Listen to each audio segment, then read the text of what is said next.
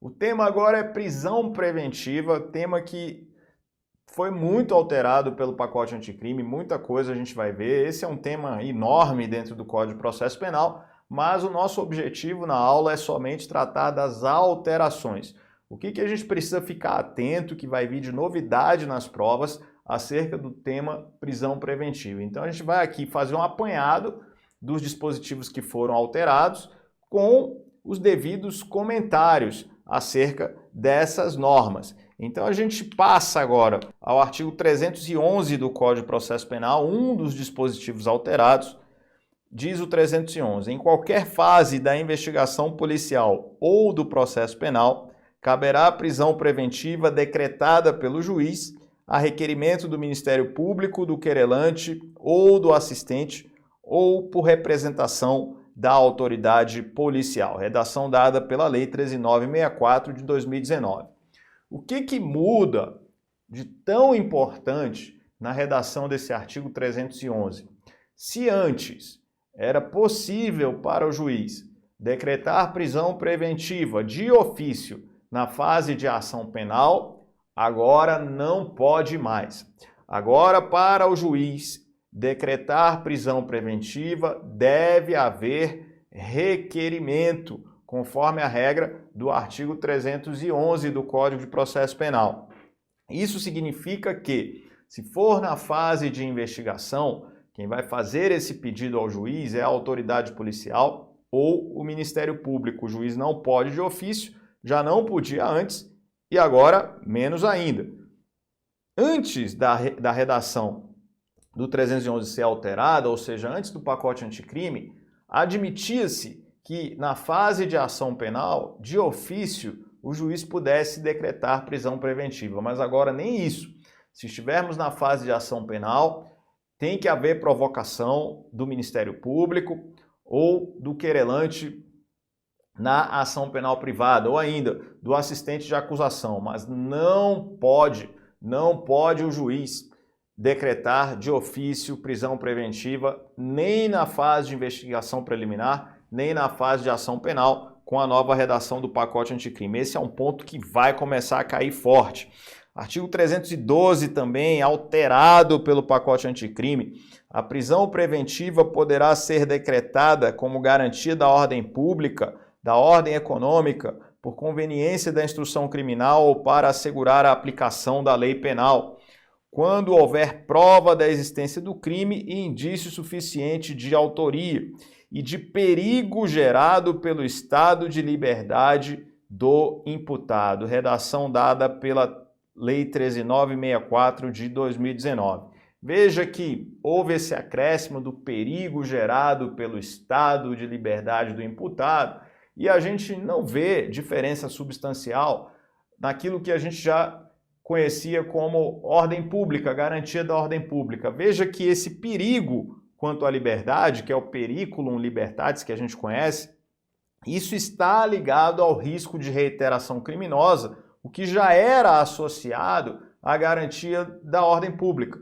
Então, apesar da redação ter sido alterada, na questão das situações concretas, a gente não acredita que esse artigo 312 terá impacto nas fundamentações judiciais, ou seja, os requisitos para prisão preventiva continuam praticamente os mesmos. Vem o parágrafo 1º e diz: a prisão preventiva também poderá ser decretada em caso de descumprimento de qualquer das obrigações impostas por força de outras medidas cautelares.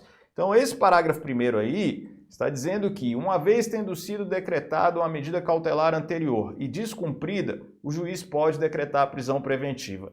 Qual é a discussão nesse parágrafo 1º? Se, uma vez descumprida uma medida cautelar diversa da prisão, o juiz poderia de ofício decretar a preventiva. É essa a discussão. O professor Renato Brasileiro, no livro dele, é muito claro no sentido de que não pode, nem sequer no caso de descumprimento de medida cautelar, o juiz decretar de ofício a preventiva. Isso não pode acontecer. Então, veja, em relação a essa questão, é necessário, deixa eu escrever aqui algo importante, é necessária, colocar aqui, ó, é necessária a provocação. É necessária a provocação. Provocação de quem? Depende. Depende se estou na fase de investigação preliminar ou se estou na fase de ação penal. Investigação preliminar, autoridade policial, Ministério Público, enquanto na fase de ação penal posso ter o Ministério Público, o querelante na ação penal privada ou o assistente de acusação. Cuidado com isso. Parágrafo 2º traz: a decisão que decretar a prisão preventiva deve ser motivada e fundamentada em receio de perigo e existência concreta de fatos novos ou contemporâneos que justifiquem a aplicação da medida adotada. Ou seja, eu preciso que seja uma fundamentação concreta, com base nos elementos dos autos e não com base em elementos abstratos. Eu preciso que aquela fundamentação esteja ligada a fatos contemporâneos, o que não significa necessariamente que tenha que acontecer algo novo, mesmo que seja um fato anterior, mas se esse fato estiver ainda incidindo efeitos em relação ao tempo presente, isso seria um fundamento. Veja, por mais que tenha sido uma ameaça que foi realizada já há algum tempo por parte do acusado a alguma testemunha, mas se aquela ameaça ainda está gerando efeitos concretos no tempo presente, de modo a coagir aquela testemunha no curso do processo, isso é considerado como fundamento apto à decretação da prisão. Vem aí o artigo 313, que é um dispositivo que você já conhece. Nos termos do artigo 312 deste Código, será admitida a decretação da prisão preventiva. Quando é que eu posso ter prisão preventiva? Veja que o inciso 1 diz: nos crimes dolosos punidos com pena privativa de liberdade máxima superior a 4 anos, redação da Lei 12.403 de 2011, inciso 2, se tiver sido condenado por outro crime doloso, em sentença transitada em julgado, ressalvado o disposto no inciso 1 do artigo 64 do Código Penal. 3. Se o crime envolver violência doméstica e familiar contra a mulher, criança, adolescente, idoso, enfermo ou pessoa com deficiência, para garantir a execução das medidas protetivas de urgência. Veja, eu não vou me aprofundar nesse artigo 313 porque não é o foco do nosso curso do pacote anticrime.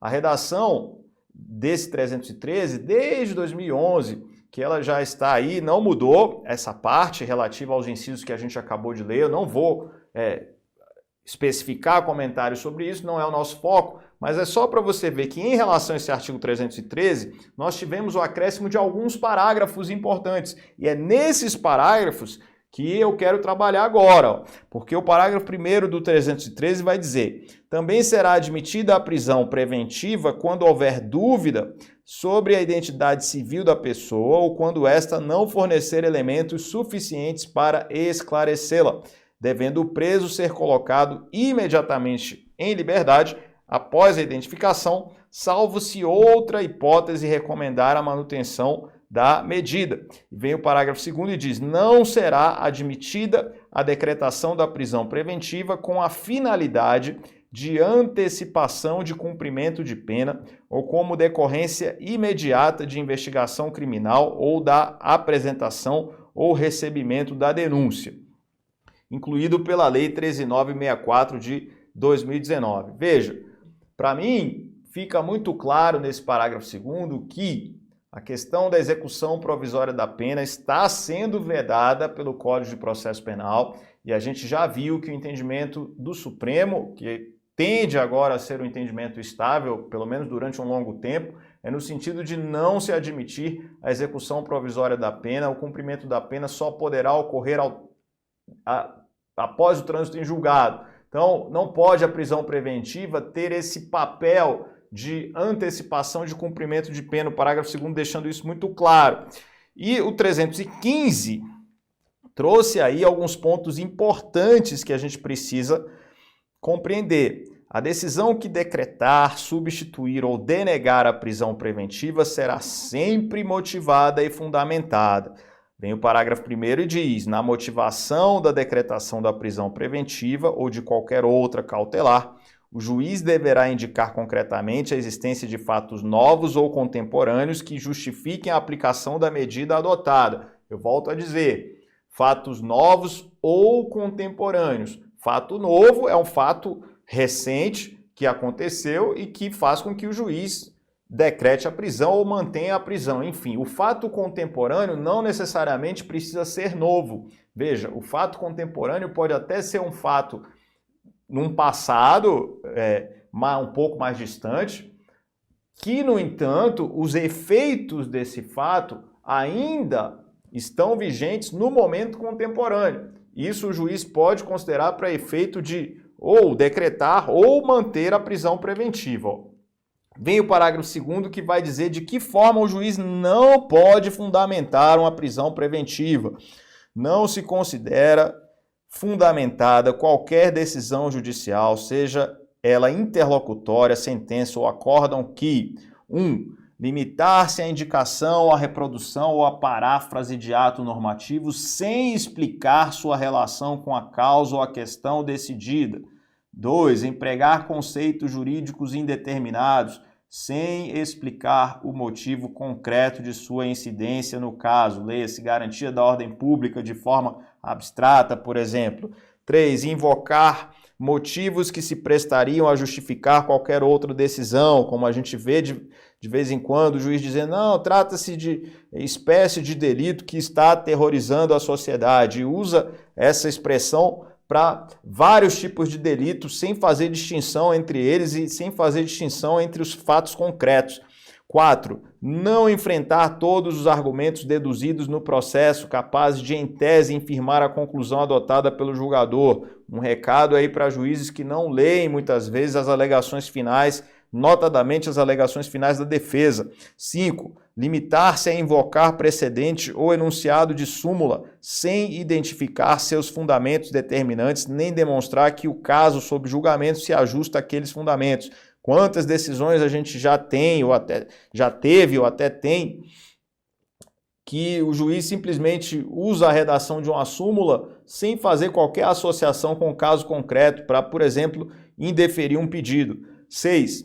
Deixar de seguir enunciado de súmula, jurisprudência ou precedente invocado pela parte, sem demonstrar a existência de distinção no caso em julgamento ou a superação do entendimento, ou seja, não usar uma súmula vinculante, não explicar o porquê daquele caso concreto não se aplicar a súmula vinculante, enfim. Tudo isso que está no parágrafo 2º é um recado para juízes que, às vezes, não têm muita diligência quanto à fundamentação da decisão. A decisão precisa ser fundamentada e o Código de Processo Penal, pelo pacote anticrime, está mandando esse recado.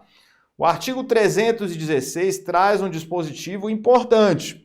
Olha só, o juiz poderá, de ofício ou a pedido das partes, revogar a prisão preventiva se, no correr da investigação ou do processo, verificar a falta de motivo para que ela subsista, bem como, novamente, decretá-la se sobrevierem razões que a justifiquem. Redação dada pela Lei 13.964 de 2019.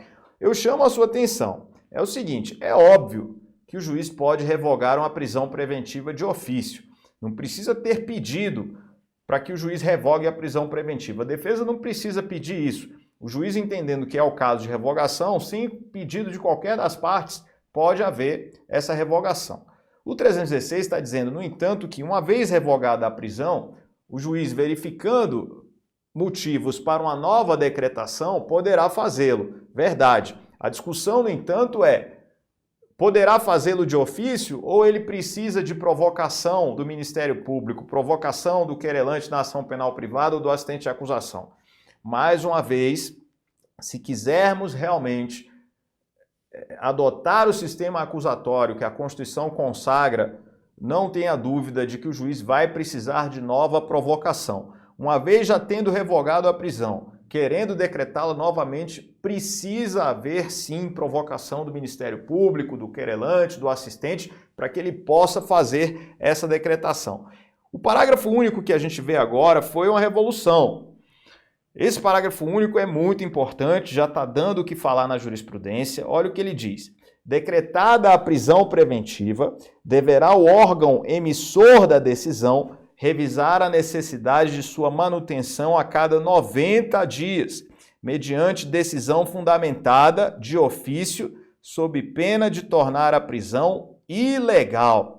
Olha só que importante, a cada 90 dias o juiz que decretou a prisão, ele deve reavaliar os fundamentos, com base em fatos novos ou contemporâneos. Quando eu digo fatos contemporâneos, repito, não necessariamente um fato que aconteceu recentemente, mas eu digo um fato que, embora tenha acontecido no passado, os seus efeitos são efeitos contemporâneos.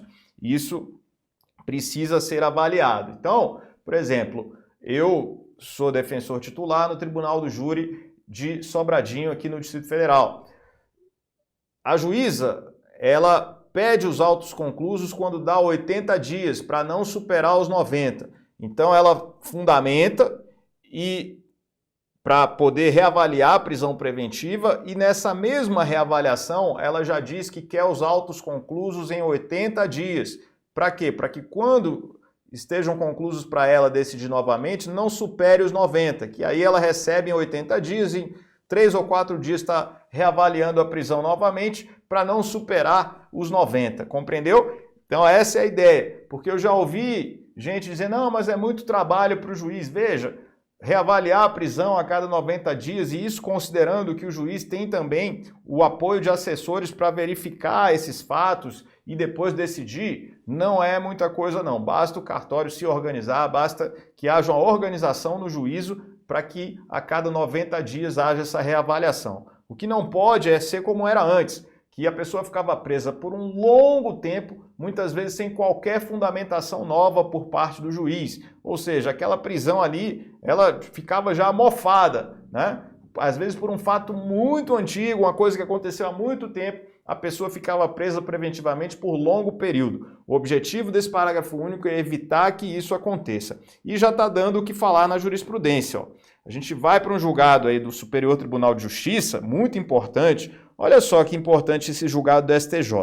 A revisão de ofício da necessidade da prisão cautelar a cada 90 dias, conforme previsão do artigo 316, parágrafo único do Código de Processo Penal, CPP, é voltada ao juízo que decretou a custódia preventiva, providência que deve ser tomada no curso da investigação ou do processo, em caso o paciente já foi condenado e sentenciado em primeiro grau e o processo está em grau de apelação. Desse modo, não há imposição legal ao tribunal em sede de julgamento de apelação para reexame da necessidade da prisão preventiva. Agravo regimental no RHC 135.869, Rio de Janeiro. Ministro Joel Ilan Paciornik, quinta turma, julgado de 23 de março de 2021. Eu chamo a sua atenção aí porque, na verdade, o STJ está tirando essa carga dos tribunais de apelação, ou seja, dos desembargadores na segunda instância. Às vezes o recurso leva longo tempo para ser julgado, por exemplo, no Distrito Federal, que é rápido, no DF, que é rápido, uma apelação leva em média de 4 a 6 meses para julgamento. Isso porque aqui vai rápido. Agora, tem lugar aí que leva 1 ano, 2 anos.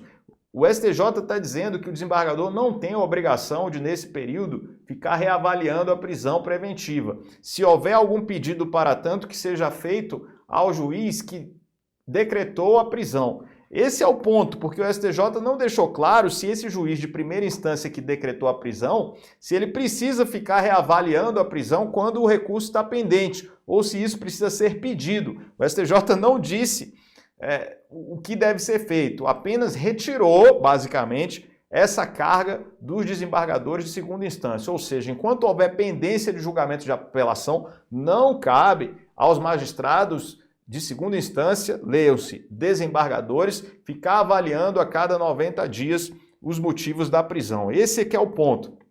E aí a gente passa adiante, ó, novo julgado, também julgado aí do ano de 2021 já, tendo a segregação cautelar sido reavaliada e mantida pelo juízo singular, não há falar em ofensa ao parágrafo único do artigo 316 do CPP. Cumpre salientar que o período de 90 dias estipulado no referido dispositivo legal não se trata de prazo peremptório, de modo que eventual atraso na reanálise da necessidade da custódia não induz ao reconhecimento automático de ilegalidade da prisão que justifique seu relaxamento. HC 643151, São Paulo. Relator ministro Joel Ilan Paciornik, quinta turma, julgada em 23 de março de 2021. Olha que curioso, o STJ dizendo que não posso concluir pela ilegalidade de forma automática quando ultrapassados os 90 dias. O STJ está dizendo isso, mas a gente volta na redação do 316, olha só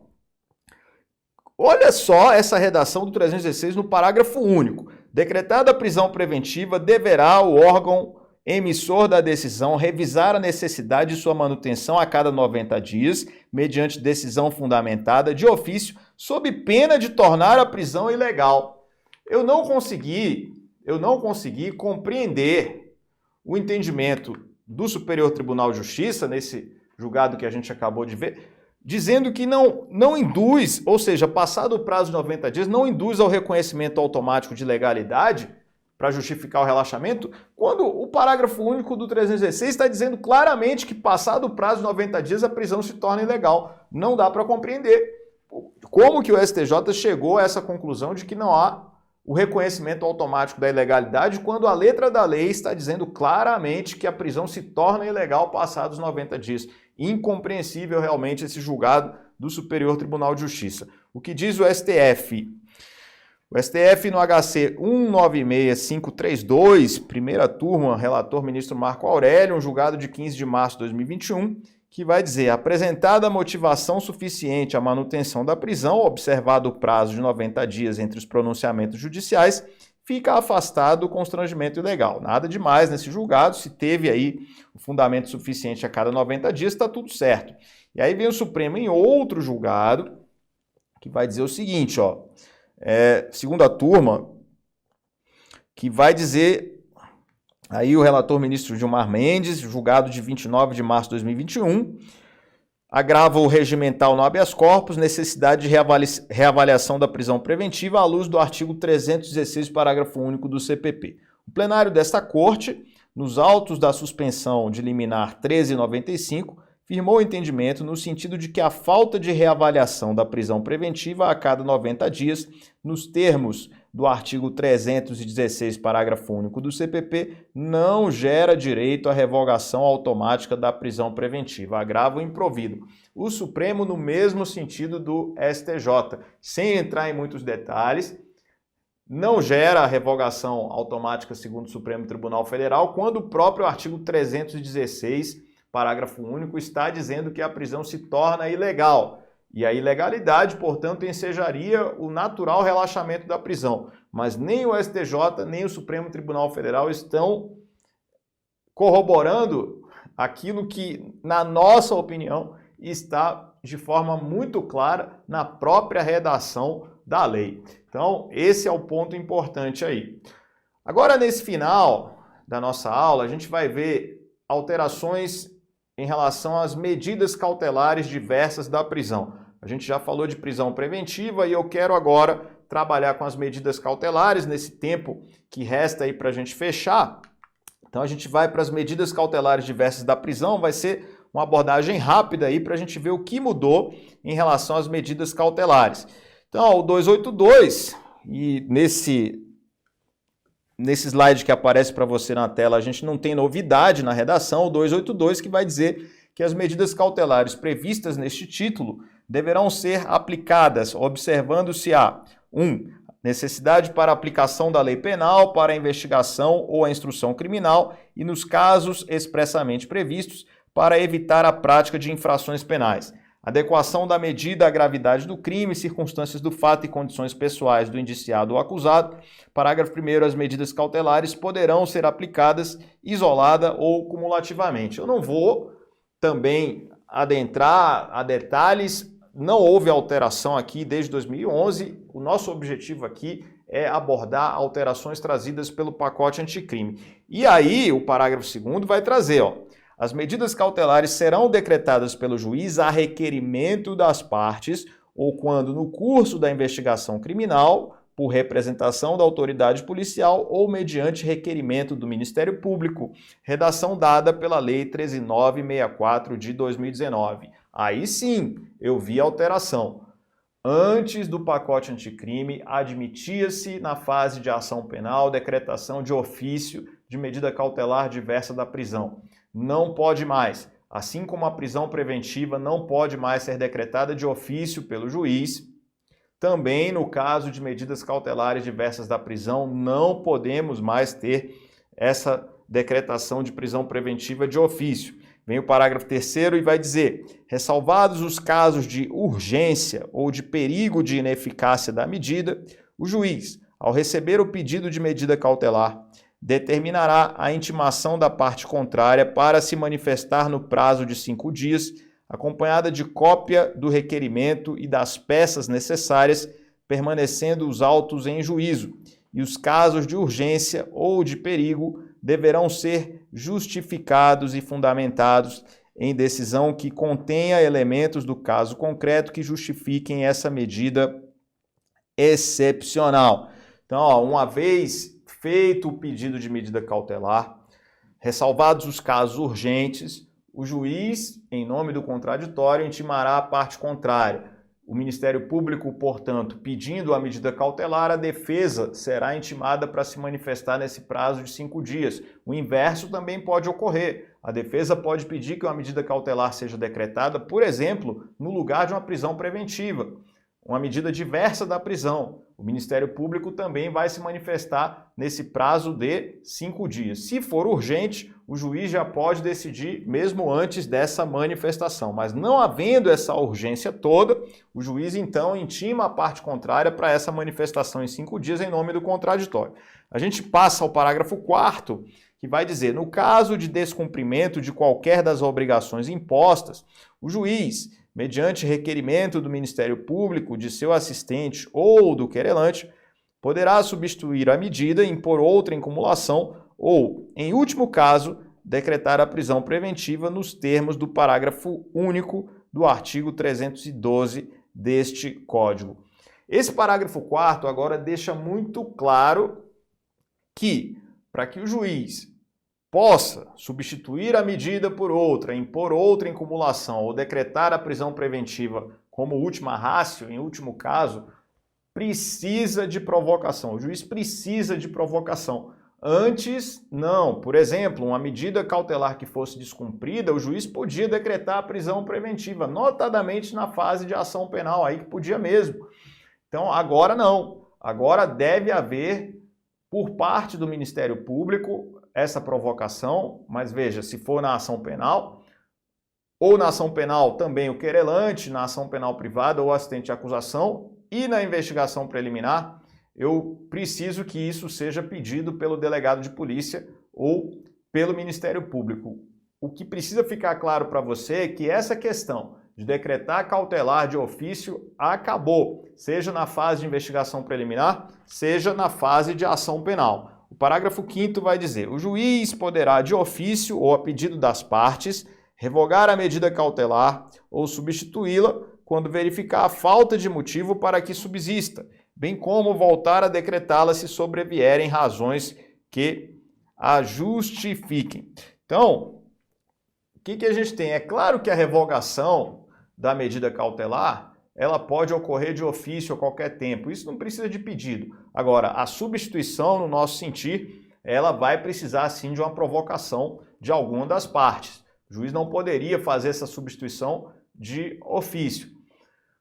Tendo a necessidade de decretar novamente a medida cautelar, também não pode o juiz fazer de ofício. Ele precisa de provocação de alguma das partes para que isso ocorra. Agora o parágrafo 6º vai dizer: a prisão preventiva somente será determinada quando não for cabível a sua substituição por outra medida cautelar, observado o artigo 319 deste Código, e o não cabimento da substituição por outra medida cautelar deverá ser justificado de forma fundamentada nos elementos presentes do caso concreto de forma individualizada. Veja, redação mais clara do que essa, no sentido de que prisão preventiva é a última ratio, não tem. O parágrafo 6º está sendo muito claro no sentido de que somente em última hipótese o juiz deve decretar a preventiva.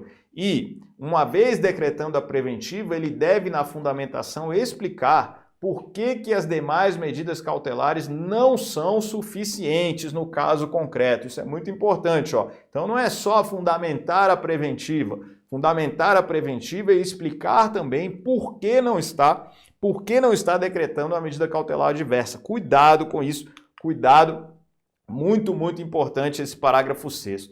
Então a gente viu aí, num período de 2 vídeos aí, 1 hora, a gente viu o que tem na essência das alterações do pacote de anticrime em relação à prisão. Acompanhando o que nós vimos na aula, a chance de você acertar questões na prova que tragam essas alterações é muito grande. Então fique atento, isso vai cair, não tenha dúvida que na próxima prova de processo penal que você fizer, alguma coisa que nós vimos nesses 2 blocos aí de meia hora vai cair. Fique atento, muito importante, alterações do pacote anticrime, você precisa estudar isso, vai despencar em prova daqui por diante. Um abraço para você, equipe MEG, sempre contigo.